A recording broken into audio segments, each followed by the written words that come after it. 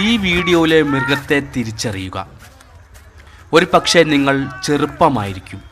നിങ്ങൾക്ക് ആനകളെ കബളിപ്പിക്കാനും ഒഴിഞ്ഞു മാറാനും കഴിയുമായിരിക്കും.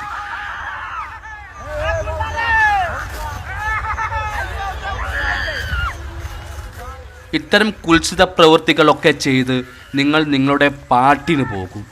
എന്നാൽ ഈ പ്രകോപിതരായ മൃഗങ്ങൾ അടുത്ത കുറച്ച് ദിവസത്തേക്ക് മറ്റ് മനുഷ്യരെ കണ്ടാൽ സമാധാനപരമായി ആയിരിക്കില്ല പെരുമാറുക.